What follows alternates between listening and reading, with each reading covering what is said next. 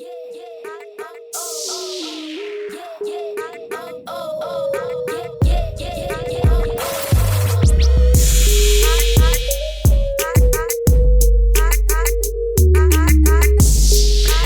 guys, welcome to Loud Mouth Love Radio. This is episode 10. I am here with my bestie of almost 20 years.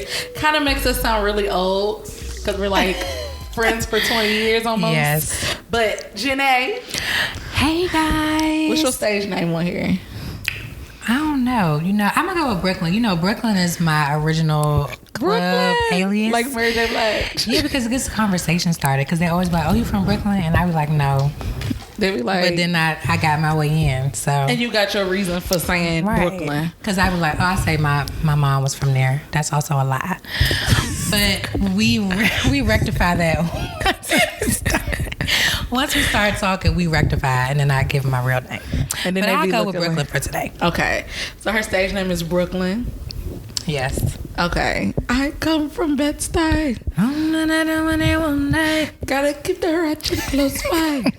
Someone heard it. Nobody said nobody heard it. Just another funeral service. And I will get at you. So clearly you see why we're friends. Like, she is ad-lib queen, y'all. So like, I do love a good ad-lib. Ad-libs make the song. Like, you don't even know. Jodeci wouldn't be Jodeci without a ooh, yeah. Yeah. They Who's wouldn't. your favorite ad-lib? I'm going to list 3 people. Okay, I love Brandy. First of all, I just love Brandy's music, period. Mm-hmm. But her runs are epic. Yeah. So, like, when you hear it in the background, it makes you, yes. And then her voice is so deep and sultry. So, it's kind of like, I feel her, So, top 3 rap ad-libbers and top 3 singer ad-libbers. I don't know if I can figure out rap.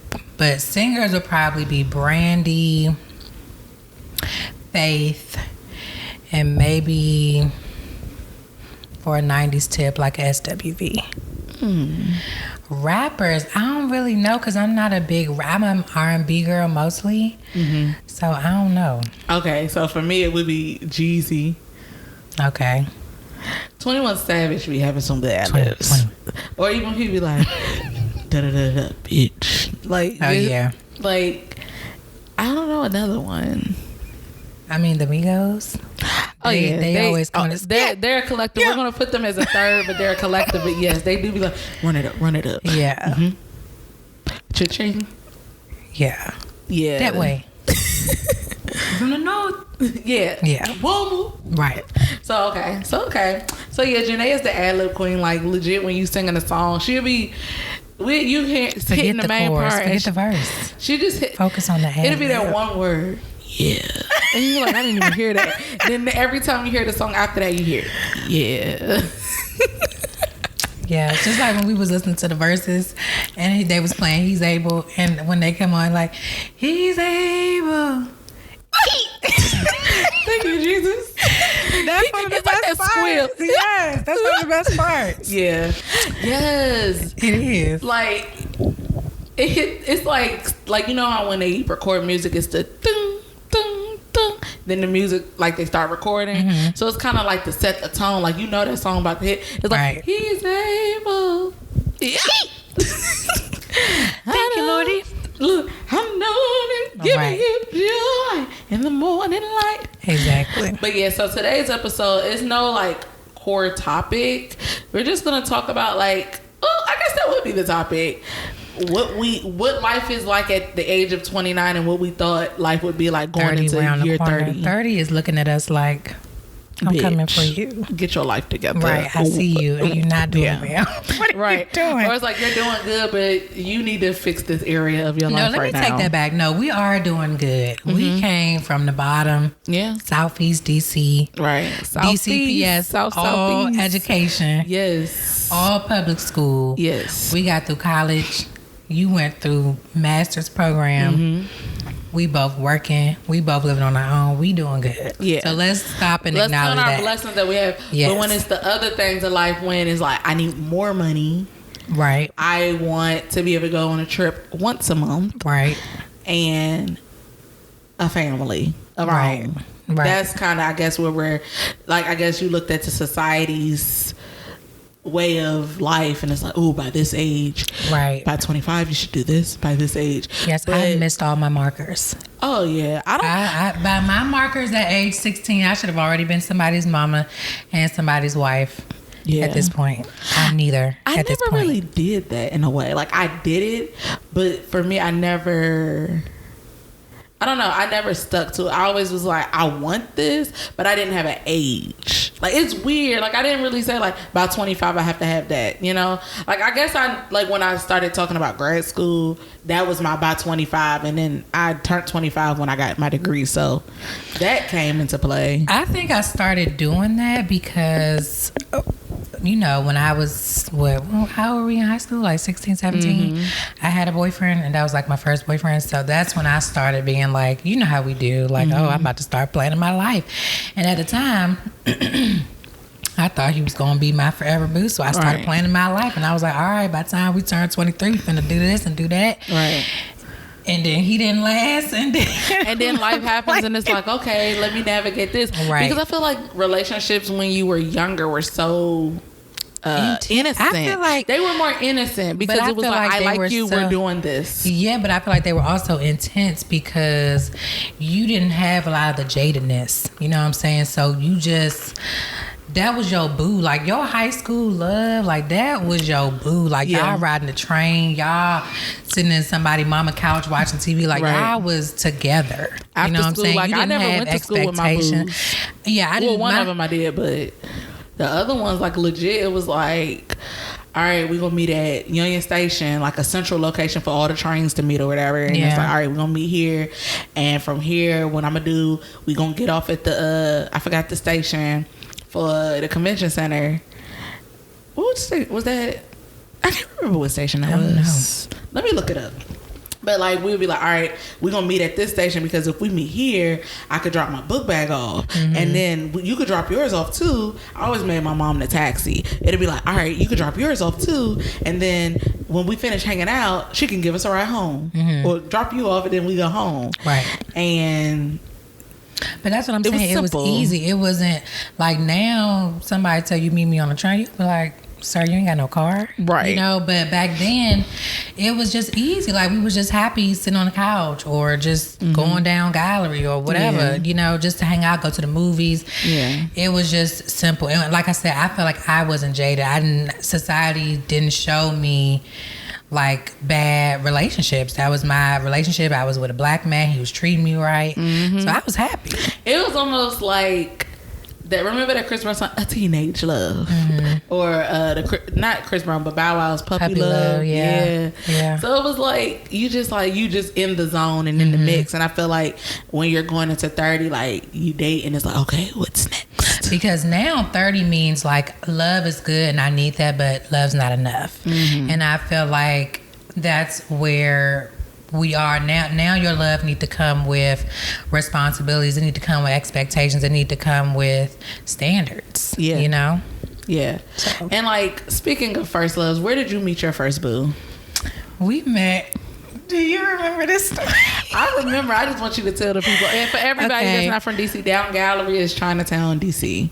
Yes, it used to be over. It's over where the basketball players play. It used to be the MCI Center. Now it's the Verizon Center? It ain't the Verizon Center no more. It's Capital One Arena or something. Okay. We don't live in DC anymore, guys. Yeah, we don't. But we're the Atlanta we're transplants. Yeah, we're like Peachatonians. Oh, I like that. Yeah, we're Peachatonians. Oh, that's the name of the show right there. Oh, I like that. That's cute. Okay. But no, we were all out, and I still have pictures, but we were all from hilarious. From it was me, you, and some other people that I was friends with at the time. We went to, they used to have like these teen nights in DC at the club, and we were probably like 16, club 17. Bounce. Yes, and they had the teen night, and we were at the teen club, and we were upstairs, and one of my other friends saw this group of guys in the VIP, and she was like, let's go down there. And I was like, no, we just can't go to the VIP. And she was like, no, we going down there. See, this is when you was innocent. Remember, this is when nowadays you get a section and you like, come sit here. Yes, it's no questions asked. Yes. Matter of fact, scoot over and hand me that bottle. Right. And put some ice in there. Can we get some more orange juice? Thank you. But yeah, so we go down there, and the security guy was like, nah, y'all can't come in here. So I'm like, oh my gosh, like I told you we couldn't come down here. And they was like, no, like we told them to come down. So that's where we met. We had this epic interaction. We flicked it up at the booth. We took a picture. We did some dancing. And at the time, like in hindsight, when we talked about it later, he said that he saw me first and he told his cousin to signal the other girl. But I didn't notice him because I'm the friend that just be in my own world. I don't ever feel like people be checking for me. I just be in my own world. Chilling. But yeah, so that's how we met. And I think it was probably the second half of my senior year. I want to say like maybe March-ish or something. It was. I remember that. And that picture, I'm going to find it somewhere. I have it still. Oh, gosh. But I asked you that because in high school, what was your favorite go-go band? Ooh, probably CCB. Okay. Critical Condition Band. So as y'all know, here on Loudmouth Love Podcast, I like to do a game we call Who Sampled. I still don't have a jingle, but it's coming. And I was going to do a given. So our favorite CCB song that we would clasp hands and freak our voice together was Can You Handle It by Usher, but it was the CCB version. Right. But honorable mention, though. Bazooka Bottom. Don't forget. I love ladies. Yes. Shake your bazooka. And can we just take a moment to just honor the stamina that we had? Like like y'all, if y'all have never heard go-go music, like a go-go song is probably like 7 to 8 minutes long. Yeah. And we would dance straight. Like 2 to 3 songs with no break. Straight. And then it'll be a song right after that, and it's like, oh, this is my jam too. I'm not right. And then you get your dude. I think that's how I got like 2 boyfriends in high school. I met them at a party and we just was at the wall chilling. And like, if I dance with you over 2 songs, that's 15 minutes of my life. Right. You my boy. Exactly. It's a given. So I was going to do that one, which is, the Usher song, Can You Handle It? Hey. If I go there, baby, with you. Go ahead. Wait, hold on. I hear you talking, baby. Oh, yeah, that's right. So I was going to do that one, but it's a given because CCB song sounds just like that. The only difference is it starts real smooth and then be like, ain't no squad like a hit squad. Hey, make that booty drop. Girl, take that booty to the floor. I make that booty bob. Girl, take that booty to the floor. Go on, make it. Clap, clap, make it. Clap, clap. No, make it. Clap, clap. Okay, so I didn't want to give her something that was a given. So I will play something that a lot of people did not know. A lot of go-go songs. So the origin of go-go, I don't think I really talked about go-go in here. So with go-go, it's a genre of music based out of DC that has different parts that come from like Africa, the Congos, and just tribal sounds and percussion, heavy percussion. And it makes you, bob, shake your booty, twerk a little something. Like, that's how I learned to dance, by growing up in DC and listening to go-go. Like, I learned how to control the booty cheeks, in a sense. And, like, catch a beat. We're here now. Yeah. Like, now twerking is a phenomenon, but I've been doing it. Right. So, but also with go-go, a lot of our songs are sampled from mainstream music and just put with the heavy percussion go-go beat. So what I'm gonna play for her today is the original, and while listening to the original, I want her to try, I will then play the go-go version. In the midst of it, if she can guess what this go-go song, what go-go song sampled from this original, she did good. And it shows that she's a true Washingtonian. Peachatonian. So I'm going to play the original for you. I'm going to put it on your mic so you can hear it.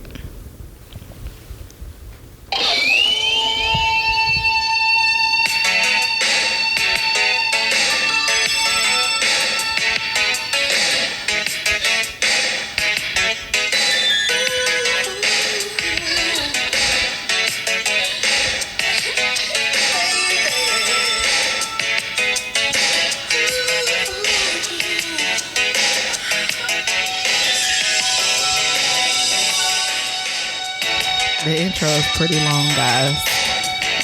But I just want her to is riding the beat right here. Are you getting any ideas? Okay, I feel like I know the song, but I feel like I only know the song because I know the go-go song. Is it a group? Is it a group who sings the original? The original? Mm-hmm. No. Yeah, it's a group. It's 2 guys. So a partnership. Okay, because I was going to say DeBarge, but is it not? It's not DeBarge. It's that same era. Okay. So I'm gonna tell you the background, but you heard that intro beat. What it sound like? The Go-Go song? Uh-huh. Sexy Ladies. Yes. So here, guys, is the Go-Go from version, UCB. And you're gonna be able to really hear it whenever it decides to start playing. So this is UCB Sexy Lady. People outside of DC love this song. Yes. And y'all hear the beat?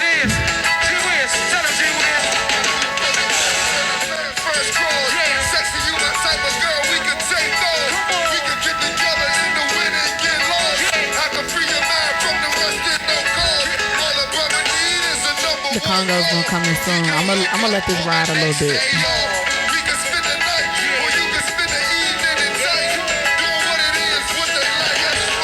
Sexy lady, give me another girl. Sexy lady, I wanna rock your world. And this when the breakdown comes.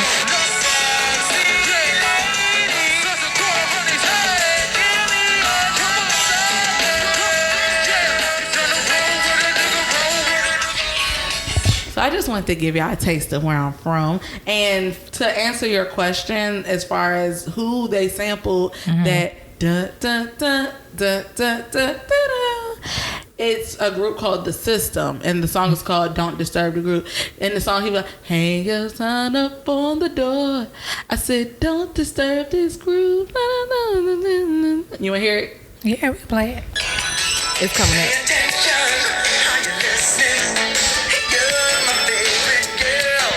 Excuse me for a moment.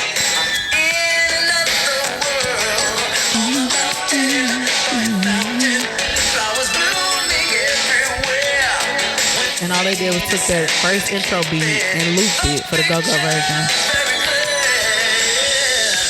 Hang the sign up on the door. I say, don't disturb this room. No way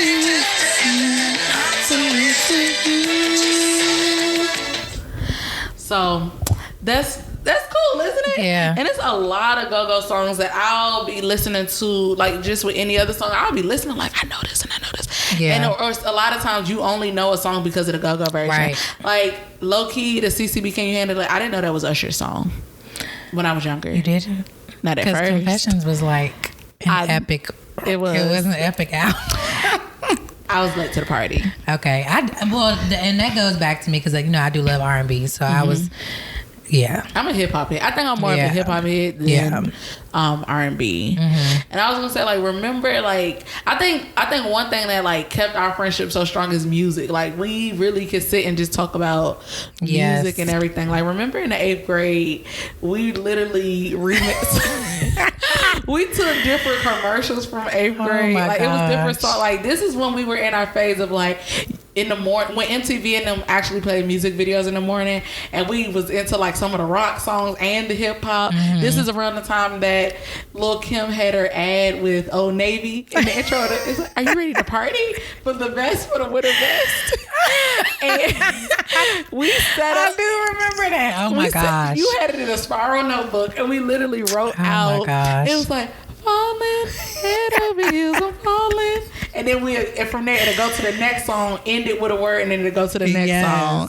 Like, we did. And we would know the words, like, we would recite it and know it.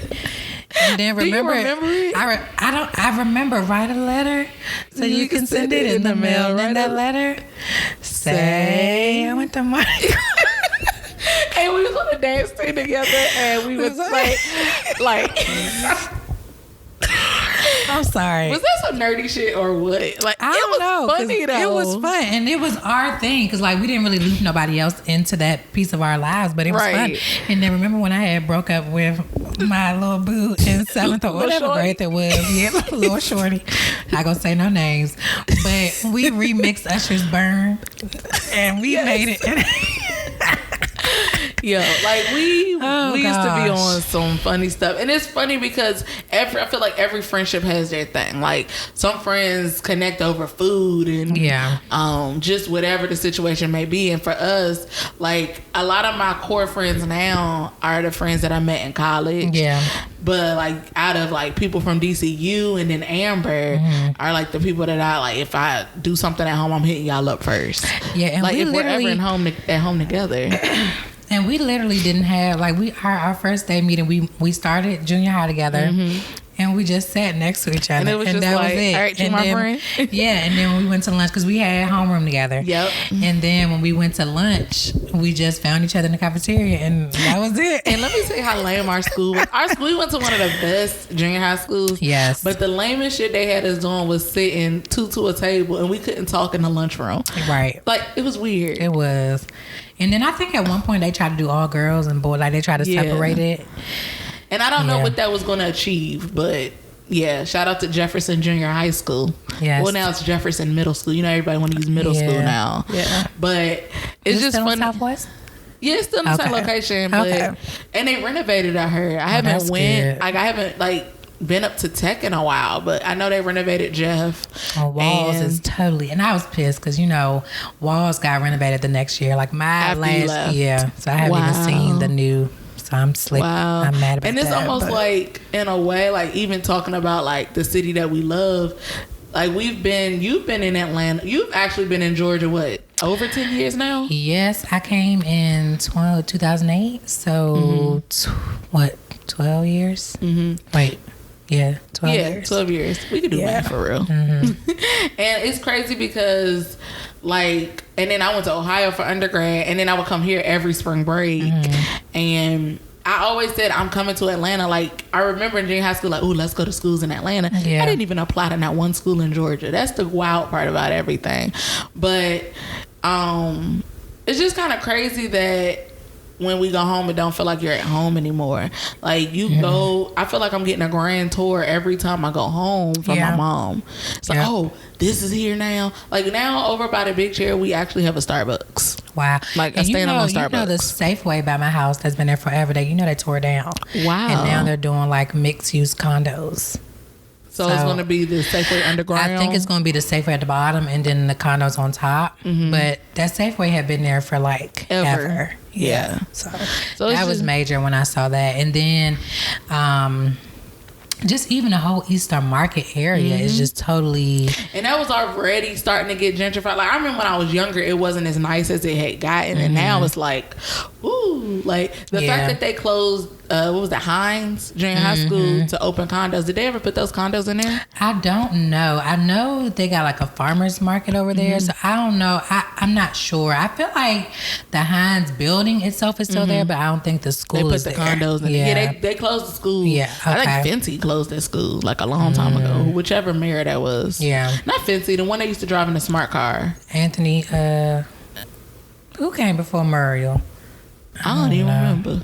But yeah, that's how long we ain't even been there. I've never voted in DC either. Like, isn't it wild? Like, since being like my first time voting was in Ohio. So you know how Ohio was the state to make Obama the president. Yes, I voted. That's true because I lied.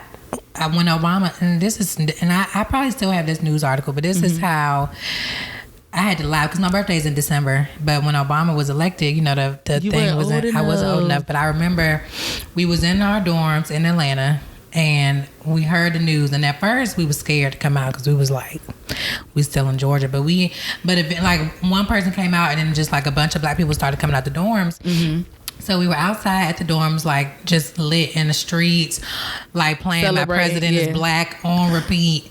And so they were like, let's march to the Capitol, because the Capitol was only like 10, 15 minute walk from because our campus was downtown. Mm-hmm. So the news showed up And some way, somehow, girl, I bust to the front of the scene. I got on the news. I was on WSB TV, Channel 2 down here.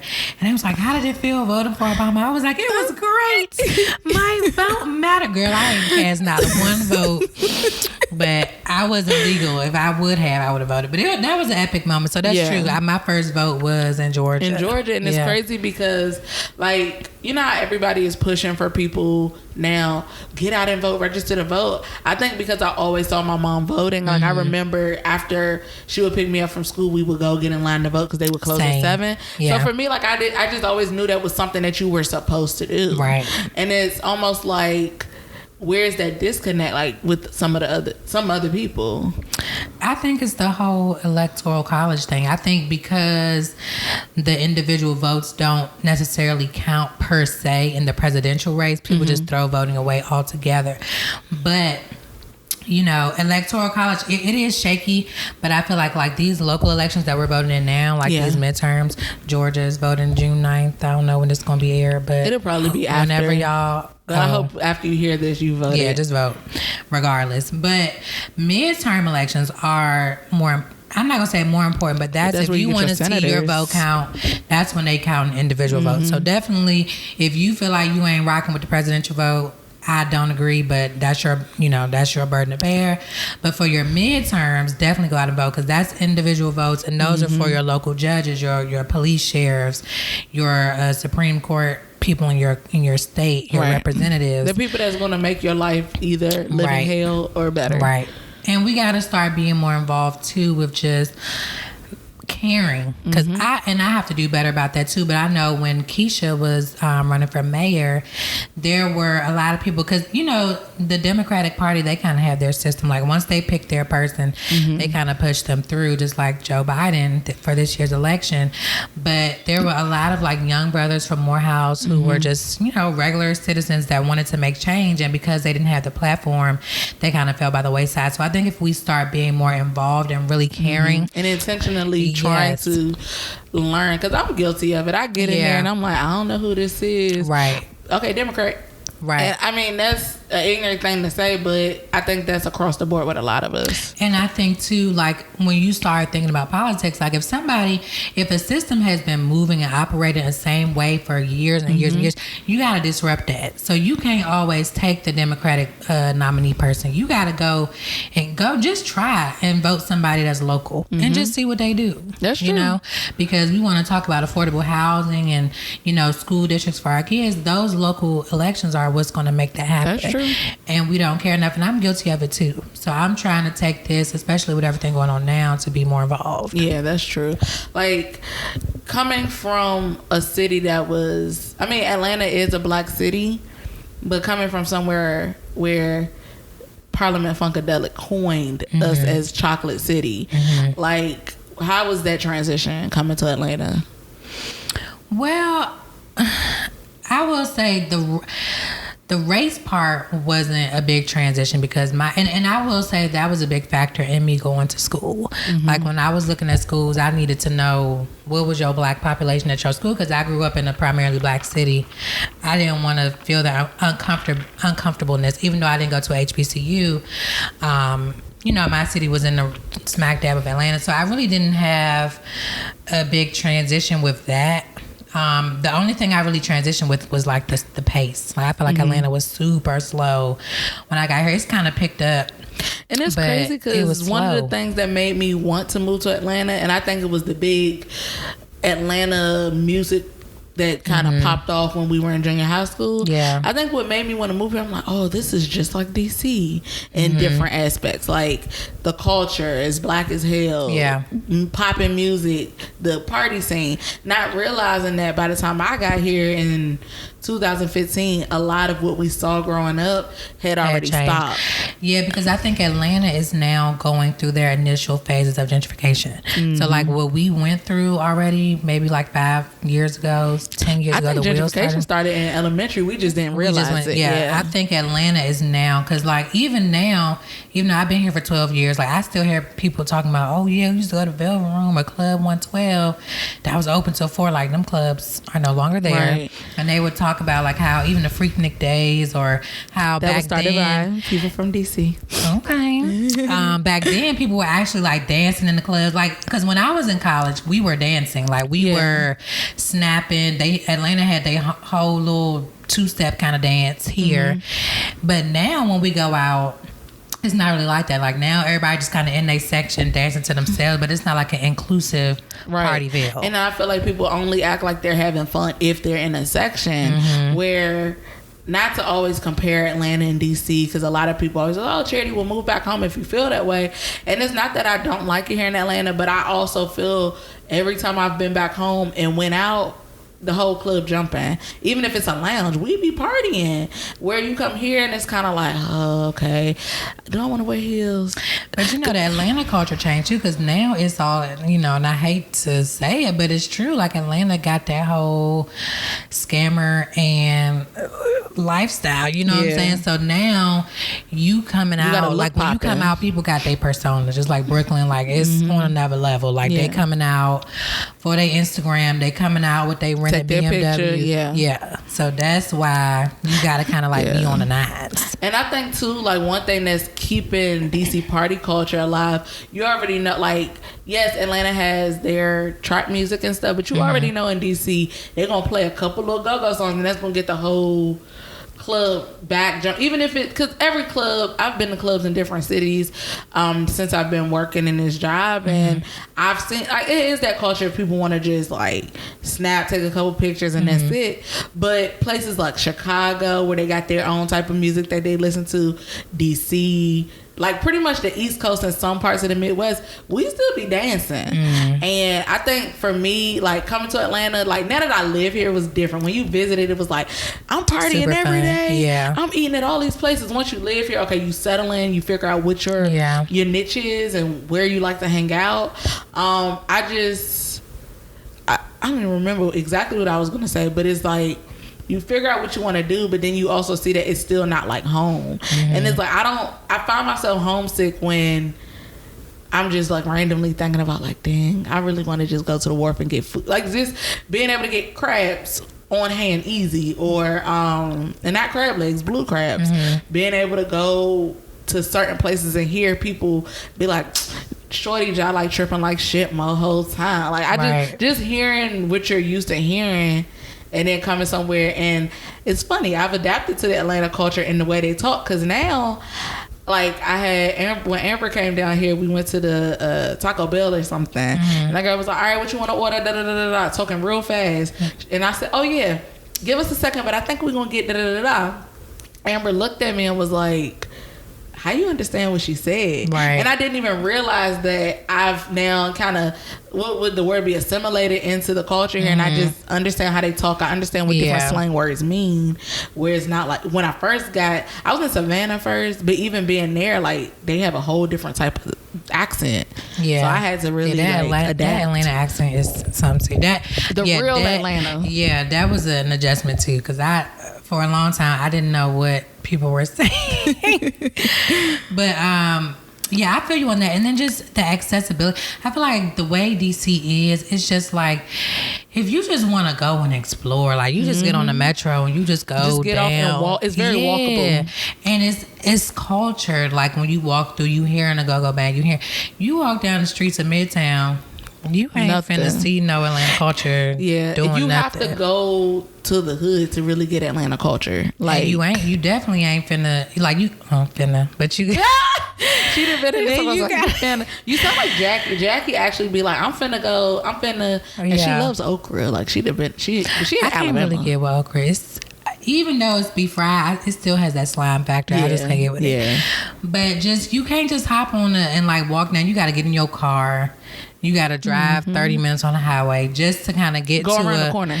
Yeah, just to kind of get to like a city feel. And then, but their city is not like ours. Like it's not walkable. Like you don't just, I don't know. Like downtown to midtown, you can walk downtown to midtown, but it's a pocket that's super residential that it's like, I don't want to just walk through somebody's neighborhood. Where in DC, if you downtown is residential behind, it's like a background. It's not like around. It's different. I can't even really explain it. And then also with DC with the different quadrants, like we have our downtown in the area with all the tourists, because our downtown like Constitution Avenue, all of that stuff. Then you got like the tourist downtown. Then you got down Gallery, and then you street, different pockets. Yeah.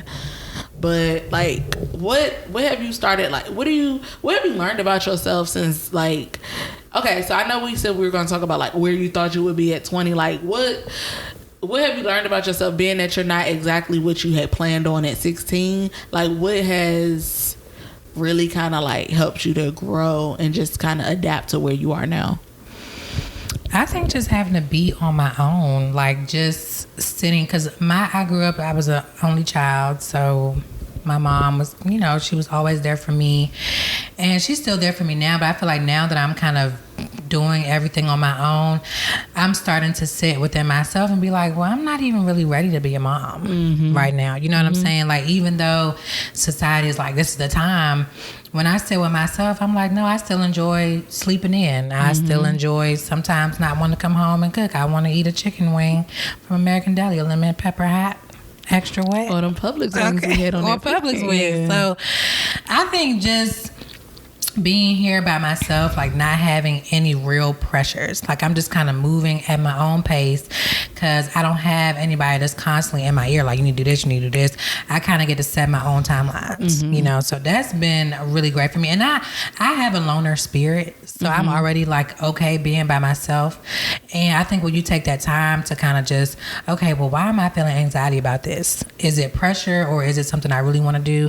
When you sit with yourself, you have more time to kind of decipher that. Yeah. And that's probably been my biggest thing here, just acknowledging my true feelings by being with myself. Right. That's true. That's something that I've been really trying to work on now that I have my own place. Yeah. And it's a scary feeling because I was in a conversation earlier on somebody else's show, and they were just talking about, how in the Black community getting therapy. And I never really thought, and I started going to see someone, and it's been pretty cool. But when you really have to sit with your feelings, and then they start asking questions that you not even, I didn't come here to talk about this, but then they bring it out, and it's like, damn, like, I am kind of fucked up in the head, because it's like, why are you mad about something that you shouldn't even be mad about? Right. Or why is something taking you down a rabbit hole of feelings and you shouldn't be? So I think, like, from when I was, let's say 16 to now, like, I just never thought that I would at this, I never said by 25 I need to be married, by this age I need to have kids, but I never thought going into 30 I would not have any kids or like a husband or a man or whatever. Yeah. Because it's crazy. My mom had me at 30, and I used to always be like, why you wait till you was 30 to have me? And then I was having fun, and now I understand exactly what the fun she was talking about. Yeah. You're able to do what the fuck you want to do. Right. Because I still feel like I haven't even done like all the things, like I just kind of got the travel bug maybe 2 or 3 years ago when I went to visit some family in London, and I was like, oh, this is dope. Like I used to just kind of be like a homebody. Like I said, I'm just a loner. Yeah. So I'm getting into that more. Like I'm starting to learn my passions. I'm writing. I'm exploring creative things. Like I'm taking risks by trying shit out. Like if I had kids relying on me, I probably wouldn't be able to do that. Yeah. Everything is revolving around them. Right. So it's just, but it like, I agree with you there. Like I didn't think I would be at this position. Like I did think I would be married and have kids. I don't know. I just always thought that was in my cards for it to happen earlier in my 20s. But like I said, now that it hasn't happened, I see why. Because at the end of the day, I don't even know if I'm ready for that step. Yeah. And it's like, and I don't think anybody's ever ready. Yeah, but it's like, I don't even know if I'm willing right now to give up the life that I'm living. Like right now, I'm good. Like if I want to just pick up and go do something, I can. I don't got to worry about asking nobody for anything. I just get up and say, you know what, I want to go drive down to, whatever. I'm about to go. Yeah. I want to go buy these pair of shoes. I'm about to do it. Yeah. And so I don't even know if I'm at that place, because I feel like now that I'm 29 going on 30, I still feel like some days I'm not 29. Like I don't even feel like I'm going into 30. So I don't know if that's something wrong with me. Because I think age is an age, like what is it that people say, like, your feeling is your true age, or like you know how some people are younger than us and they be walking around, oh, this hurt, this hurt, and it's like, why like why are you so, you know, like you're acting like an old lady. Like I've told that to some people I'm cool with, like stop acting old, like put some pep in your step. Like find something else to do. And you know me, I just be like, come on, let's go. I think I get that because it's not even that I'm old, it's just my loners. I don't think people understand, like even you know me, you probably know me the longest. I don't think people understand the depths of my loner I knew it was something when we get off the train. All right, I'm gonna call you when I get in the house. As soon as I call, hey, can I speak to Janae? Janae is sleeping. Shout out to Miss my gosh, y'all gotta work on your accent. It be sounding Indian. It don't sound Caribbean. But shout out. But yeah, that's just me. I value my sleep. That's what I'm saying. Like I can't. Who about to get up and breastfeed this baby? Not right now. Maybe in a couple years. But and I don't even want to give it. I don't even want to put a stamp on a time. Right. Like because when it happens, it's gonna happen. It's gonna be divine timing, and when it's supposed to happen. Right. It's just like I think the anxiety of feeling like, okay, is it gonna happen for me? Will this be my life? Can this happen? Will I be able to handle it? Right. I want it, but like it's really not a but. It's just like I don't know. I think I'm learning the value of like, yes, patience is a virtue, but at the same time, it's like also you have to have a plan. Like at the same time, and that's the hardest part for me because I'm a planner, but you can't plan the right man coming in your life and proposing to you and having kids. Like you can't plan that, and that's what freaking drives me crazy because it's like everything else in my life. I wanted to go to college. I went to college. Right. I wanted to get a job. I got a job. I wanted to buy a house. I bought a house. But I can't make no man just, you know what I'm saying? And that's where that fear kind of comes in for me. Do you think when they say that women that have degrees or that have, you know, went on and excelled in different aspects of life, that it's harder for them to truly find a spouse? Do you think that's because we as people that have went on to do things have that planning spirit and we feel like we could plan a man and you can't? Oh, that's a good point. I mean, I don't know if it's just sometimes I have to check myself. Like I don't know if it's I have envisioned him to be a certain way, so if he don't come the way I envisioned it, would I toss it away? You know, so I don't, even if it's a good man. So I don't know if it's necessarily a plan, but I think sometimes we're so structured. Like it has to come in this form for me to receive it. Yeah. So I don't know. Yeah. But at the same time too, I feel like that falls into standards, and I feel like so many times we get chastised for having them, but you gotta set the tone for your life. That's how I feel. Because at this point, really, honestly, and truly, like, I could have had a baby. Trust to believe. You know, I could have had a baby by now. I could have been married by now. Yeah. You know, but it's just about, did I feel like everything aligned the way I wanted to? It was, yeah. You know? And it's like, it's crazy because it's like, we've had those conversations before too, where it's like, I could do this, I could do that. But when it happened, it's like, it's almost like, I would never do that. I would never do that. But when it happens to you, I don't even say that no more in my life. Like your favorite singer said, never say never. Never say never. I used to be that girl 15, 16. You want to do what? Never did Child, I never don't even come out my mouth because you don't know where life is going to take you. You really don't. Like you could legit within a day turn around and be like, I'm gonna try this, and you never wanted to do it. Like we were talking about earlier with you swimming. You didn't want to swim. Exactly. Now you're like, all right, it's time for me to learn. Right. You know. So I think even introducing yourselves to new pleasures, like, you know, with everything going on in 2020, things that you're used to doing, now that we have it's been taken away from us, I don't even have the taste to want to do it. Like I do want to go out, but I'm not pressed to go to a day party. Right. I'm not pressed to put on my best clothes to be hot, standing around for people I don't even fucking know. Right. Paying for overpriced drinks. Yeah, like I've really been enjoying the past 2 weekends, like walking, being one with nature. Like I've always been a person that had to be out doing something, and I felt like I started falling to the thing of me doing something meant spending money. Where no, like today when we went on that picnic, that was bomb. Like, amazing. I slept in the grass. I ain't did that in so long. It was so peaceful. Yes, incense burning, music playing. Right. Like, I think too, like now that I'm going into 30, is like enjoy life for what life is. Relax. Right. Stop being so down on yourself for stuff that hasn't happened yet, or things that you didn't accomplish. Or if you feel like being lazy, be lazy for a day, but get your shit back up the next day. I just feel like going into 30 like is the new Charity in a way. It's like the new letting go. Yeah, just letting go of just pressure. The pressure society put on you, pressure you put on yourself. Pressure your friends put on you. Yes, because at the end of the day, you're going to do for you. Exactly. And you got one shot at this. Try to spend as much as each day as you can making yourself happy. I think I've got to a point where now I used to be like, because I was the only child, I always wanted to please my mom. Like I always want to make sure she's proud of me. I'm doing it.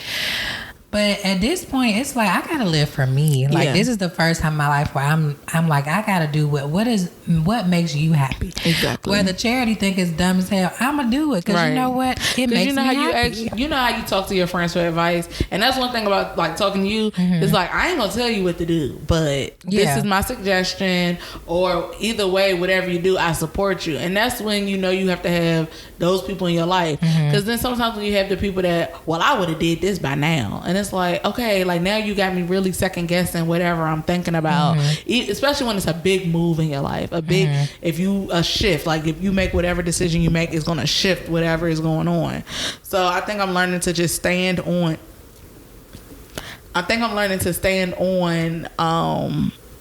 my decisions, because I know I don't want to be older and everything that I do, I have to get approval from somebody or a suggestion. Like, what you think about that? Do you like it? Right. Okay. Exactly. And at times too, people who give advice, they don't always know, or what worked for them may not work for you. So you don't want to miss out on an opportunity if you're doing something that you felt was right in your spirit at the time, whether it pans out or whether it don't. You either gonna learn from it or you gonna grow from it. So either way, you take the chance. You know what I'm saying? You gotta live unapologetically in how you want to move. Like you don't owe nobody no explanation. Like even when we talk, I be like, Charity, you don't even owe me an explanation. Like if you want to call that person, call them. Right. If you want to go to that place, go. Like you know, want to pop that pussy in a handstand. Shoot. Like legit. Like I feel like I think one thing I want to go into my 30s with is approval seeking. What's one thing you want to take into 30? I want to go into it not feeling bad for putting myself first. So I feel like I put a lot of people's feelings, emotions. Well, if I move this way, are they going to be happy? Is it going to hurt them? I want to say, Janae, if it don't make you happy, move. If it make you happy, stay. If it make you smile, dance. If it make you sad, throw that shit away. And not give a damn who feel any way about it. That's true. So and then not explaining your reasonings for why you doing something. I do that a lot where I'm like, well, I did it because, or no, or give an excuse. So don't nobody really care. Right. Like they care, but they don't really care. If you want it, that's you. At the end of the day, you got to live with whatever you did. Exactly. So I'm trying to think like what else, like 30. Like I felt like going into 20 and 21, I was like, yes, I'm 20, I'm out of my teens. Well, 30 is I think we're really like we're still establishing ourselves, but you're more established. You have a clearer understanding, because when you were in your 20s, you were still under the like umbrella of like you're in school, like if you went to school or whatever, like some people grew up earlier or whatever, but if you went to school, it's still like, hey mom, what do you think about this? Like 30s is like, I'm grown as fuck. Yeah, I got to the point now, like I asked my mom, like, what you think? What do you want, Charity? What do you think, Charity? And it's like, oh yeah, it's my life. Yeah. It's my life. It's now or never. I don't know what he said. Yeah, I think that's a big part of 30. I think 20, but I think 20s are an exploratory state. Like you kind of, because you kind of going from depending and living with your parents to like really being on your own, learning how to navigate the bullshit, because you get a lot of bullshit in your 20s. Like, and I didn't expect that. When you watch them shows, they're like, yeah, I'm 20 something, I'm out having fun. When you broke in your 20s, you broke in your, at least when you broke in your 30s, it's because you didn't pay some bills. Right. But baby, just them lessons from college, like when you learn that, hey, can I come over, don't mean they want to come over and watch TV. Innocently, yes. Baby, that was that. You know now how they call it Netflix and chill in college is like, hey, I got these new DVDs. Right. Or can you come, can I come over and you read this for me? And then you be like, okay. Gullible and then you as be hell. like, why is your hand? Boy, no. You know what I'm saying? So you go through the bullshit, but by 30, you are a peep game. Right. So now at 30, just make your intentions pure. That's what I want. Just tell me what you're trying to do so I can choose if I want to be down or not. Exactly. Cut all the BS. Yeah. Cut to the chase. Exactly. What's the cards? I don't play spades, but phase 10. What level you want? All right. You want to run a 4? All right, let's go. Like I just want things to be clear. I just want stuff to fall into place. Like Like talking to a lot of the people I'm around, they're like, yeah, I never thought I'd be doing this. Like I went to school for film. Yeah. I never thought I would be working in healthcare IT. I never thought I would have a traveling job. But look, life brought me here. Right. I enjoy it. And I'm still pursuing things that I want to do. Right. Like, I think 20s taught me you have to be able to bend and not break. And really know how to maneuver. What was that P. Diddy song? Learn how to move in a room full of vultures. Oh, yeah. Yes. Hold on. What did I thought they used to say? I don't know. I said, show them how to move in a room full of, I think I said roaches. You probably did, because you don't never be knowing the words. Remember the T-Pain song, The Green Cadillac? Did he say Green Cadillac or Gray Cadillac? What song? Is that, I'm going to buy you a drink, ooh-wee. I'm going to take you home with me. Money in the bank. Shawty, what you think about that? I be in the gray Cadillac. See, you said gray Cadillac. Yeah, I be knowing the words. I know the words and I know the ad libs. Charity just be knowing the melody, and she know a few words. But I be in the green Cadillac. Hard and wrong. Wrong and strong. Wrong and strong. Like, or even like when we talk about interpreting things, like the last years of 20 has been me translating lyrics to SWV songs that I thought were beautiful. Right. Not even just SWV, just the songs of that era. Because we talk so hard about side piece culture now. But side piece culture has been strong for like, remember the old song was like, Shirley, I'm coming to you as a woman. Like, you got them songs. We got SWV talking about some boy, there you go. You're telling me that you love me. Dum, dum, dum, dum. But did you know that you belong to another girl who loves you?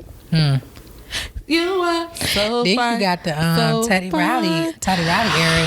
Oh, you my can God. have a piece of my love. A piece. I'm talking about I literally was probably heard this song maybe a few months ago, and I said, now wait a minute, what now? Right. I'm not totally free. Okay. You can have anything. So does that play into your thoughts about finding a relationship? Sometimes. Side piece culture? Yeah, because it's like, am I the one, like when you feel like, am I the side piece? Or do you have a side piece? The way these people play these games, you never know. Like that, now they finesse it so good, you really be thinking you the man. They finesse it so good. It's like, you know you just ate a whole meal. Somebody invite you to their house. Hey, you ate yet? Right, nah. And then look, Atlanta's sprawled out. So you could be like, you done went to the carry-out. Look, not the carry-out. I think I'm at home. No. You could have went to the drive-through on exit 16, get off at exit 15 on South Cobb. Right. And talk about, let me get a number 3. Right. Or get off 285, hop on 85. Right. Got you a whole boo. Or get on 20. And look. So Atlanta, pimping all over the expressway. Yeah. And you know they say Atlanta is one of the hardest places to find. Yeah. But in my and I always thought studies, it was for older women. Like growing up, you look at them and it's like, dang, they old and can't get nothing. And then now I'm like, inching out. But in my studies per Facebook and Instagram comments, they say it's hard everywhere. DC is included. They say the DC culture terrible. So I feel like if I was back at home, I'd be dealing with somebody right from the neighborhood. I could see it though. I don't understand how the DC culture is bad though. Because let me tell you, I'm just gonna say it. Atlanta men, the decent ones, do not be as aggressive. You go home. Hey, shorty, somebody is going to reach out. By the time you hit, they gonna let you know that they checking for you. I'm walking down the street, dark as hell on my mother block, probably 11 o'clock. I just needed me a cheesesteak egg roll. Walking down the street, I eating my little egg roll. Hey, how you doing? Hey, how you doing? I'm good. You gonna be the dude? I guess. You want me to be the dude? Who gonna be the dude? You can be the dude. All right, so you eat your egg roll.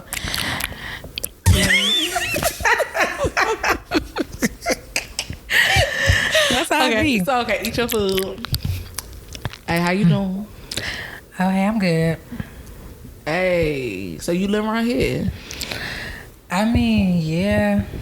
Cause whole time I ain't never seen you before. You ain't gonna share your egg roll? I just paid $4 for these. I ain't about to share. Damn, shorty, it's like that. Man, your mother and them used to live down the street from me. Remember when they lived around Anna? Nah, we've been living on this street since. Man, I used to see your ass around Congress Heights all the time. For real? Yeah. Hey, where you from? 17 Compton? Yeah, that's me. Oh, yeah. For real, yeah, I did see your ass. I saw you clapping for them. Clapping. Boy, you know you ain't seen me clapping. Stop. Go ahead. But yeah, stop. like they come, like, and it sometimes they do be like, "Hey, girl with the braids. Hey, girl with the foot." You know, like they hit you with anything. That, you know, and then they will walk with you. Like they ain't gonna just holler. If you give them a I'm good, that's their cue to all right. Let me get off my little post. I'm finna walk with you to the train station. Where you guys get out of the car. Yes, they park down the street. Yes, and I give you a ride around the corner. I'm like, you could walk with me. Walk me right to the front door. Meanwhile, and you don't feel threatened. Like, no, you don't. Like it's like funny to me. Like it be like, oh yeah, thanks for the walk. You be feeling all cute. You be like, oh. And then you see them the next day and you be waving and stuff. That ends up being like your little boo. Yeah. Like your little neighborhood, like, hey, how you doing? Hey, can you help me carry this up the steps? Right. Hey, I'm going to the store. I'll be back. I'll give you da-da-da-da-da if you help me. You know, like at home, like not saying that I'm flirting to use anybody, but like I just feel like at home, like they, even if they don't really know what the intentions are, they gonna go smack. Yeah, like, and I feel like that's what you're supposed to do as a man. Yeah. But I feel like meanwhile in Atlanta, you got to play eye game. You got to like smile for 15 minutes. You look away. You think, okay, he coming over in a second. Then you do a little look behind you a little bit. That nigga still staring. Then they still staring. You be like, all right, let me act like I gotta go to the bathroom real quick. You walk by, brush up on them. Oh my bad. Look at them. You like, okay, eye contact again. Or I done had niggas do the lingering hand hold where they grip your hand and then your hand slides ever so softly out, and they still don't ask for your number. Nope. I'm not about to ask for you to take my number. Just know that. Nope. Like, and I had a guy friend that was like, well, you know, he was a really good guy, and he has a girlfriend. He's like a really upstanding young gentleman. He was like, well, you know, we just be scared. We just be scared for getting turned down. And I'm like, as a man, you gotta be a hunter. Like sometimes you ain't always gonna catch your prey. And I'm not the most traditional when it comes to the gender roles and who needs to do what, but I just want to see if you gonna take that time and like attack me. Right. Because as women, we still want to be desired. Like, I feel like they always trying to change culture. Well, you need to go out there and say something. Well, I'm texting first. I do that. Like, I know that's not traditional, quote unquote. But I'm not going to smack on no nigga. Like, I'm not going to go smack. I want to know that you wanted me. Like, how am I supposed to know you even really felt me if I come up to you and say, hey, how you doing? Because I could be number one of 30. Right. So I feel like here in Atlanta, like when we was talking, like it's so many different options for them. They not going smack because going smack is approaching a young lady. They not going smack because they feel like I don't need to. Right. Because if I don't, if she really want me, she gonna ask for my number. Right. If she really want me, she gonna do the whole, hear my number, what's your name, start the conversation. Right. Like, I mean, and partially that's true. Because the women here will do that. Or you have a conversation and it's a really good flirting conversation and no exchange happens. So I mean, I don't really be in the dating scene like that, you know. Yeah. So I don't. It is. I'm just recalling, like, from my early experiences, that's how it was. Yeah. I don't even be fooling with people no more. I was gonna say, like, do you think like you established here, later down the line, you think you ever move back home? I don't know. I say that because DC is expensive AF, and I don't even know how that would look for my family. I would never put it out of question, but I just don't know how that would be for my family. Like when I was working at a bar, the amount of married men that was coming in there with no shame. Ring on the finger. Sometimes wife at the table. Oh, damn. And they acting like they going to the bathroom and they see you coming out with a drink and they stopping you and you just like, it's just shocking to me. Like some of the things that be going on, just the way that people be living, just the lies, just for the, and I'm not a social media person. Like I don't care about that. For clout. Yeah, it's a very clout chasing city. And so I don't know if I want to raise my kids in that, you know, so I don't know where life will take me, but I don't know if I would go back to DC. And it's like at home it's so different now. Like we wouldn't even really be raising them how we were raised. Like that's true. DC culture is kind of fading away. I don't like it. It's like you're caught in the middle. But I do want a city kid. I ain't gonna lie. Yeah, I mean, but I could do too. Like I could see myself being in the country, not rural, but I could see myself being in like. Nah, hold on. Let me. I had to think about that because I just thought about like a Lawrenceville, and I couldn't live out there. So let me. But not like say some parts, since I'm kind of on that side now, like some parts of it is really nice. It's just too far. Yeah. That would be too much of my core gone. Like I think this suburb where I'm at is okay. You anything real close. Too further out, nah. Yeah, it's a dead ass mission. But I would like for them to have like country essence. I just want my kids like I don't have to take them everywhere. Like, all right, you going where? Okay, cool. You know you catch this bus or this train or I'll drop you at the station. Ain't happening in Atlanta. And that's the thing too, like living here, like I know people say they caught the train, but they ain't catch the train like we caught the train. Like legit, like if I didn't want to catch the bus, my mother at least was like, all right, I'm gonna drop you at the station and go on about your day. Yeah. And it was to the point that like I never had a curfew. Like legit, I just be like, hey, I'm out with Janae, I'm out with Amber, whoever, and I got home when I got home. Like I knew not to be out all crazy. Or if it got too like, hey, I'm back at Janae's house. I'm either gonna stay here or can you pick me up? Yeah. And that was simple as it. And so it's like I felt like I had more freedom back home. Yeah. And it's probably just the way, like I said, like the way the city is lined up because it's so accessible. You can't your child. You ain't gotta go to the outskirts to have fun. Yeah, we like, could be in the city. Exactly. Like you live in Lawrenceville, your child in Midtown. That ain't no hop, skipping, or jump. You know. So yeah. And they have to drive to even get there. Exactly. There's no trains go out there. Right.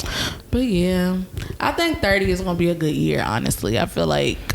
I mean, we said it it's my year. It's my year. Like, but I just feel like I've been trying to do the work to change myself in different ways. Yeah. To like make sure I'm prepared for whatever life is about to throw at me. Yeah. Like, what you think? What you ready for? I mean, I'm definitely ready for the love of my life. I'm ready for my family. I'm ready for travel. I'm ready for living out my passions. Yeah. So that's gonna come. Dream vacations, bomb pics, flat stomach, and a fat booty. Okay. Yeah, feel me? Okay. But thank you guys for tuning in to Loud Mouth Love. Today was like a catch up episode. We're just trying to like. This is like an insight to our phone conversations, y'all. Legit, we just So, and then did you see where Janae gonna be another. She gonna be on here again. Trust and believe it. So before we wrap up, okay, give these people your socials. Okay, my social.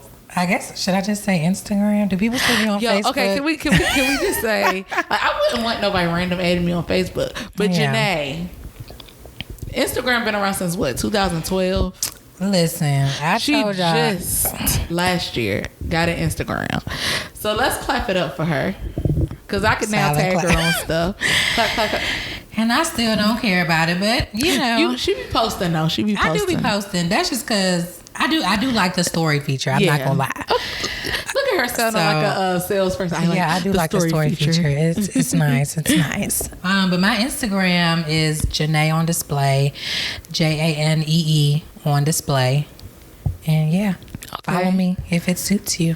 Follow her, and also, as you all know, follow me, The Real Jubilee, on Instagram. Also follow my Twitter because I got back on there. I'm thinking about making a Twitter for Loudmouth Love, but it's a lot for me to just be managing my personal accounts and the business account. But I'm thinking about it since I'm back on Twitter. But yes, follow me, The Real Jubilee, on Instagram and Twitter. Like Loudmouth Love Podcast on Facebook, and also follow Loudmouth Love Podcast on Instagram. You know where to find me, Charite, in the place to be. It's like, no, bye, y'all. Bye.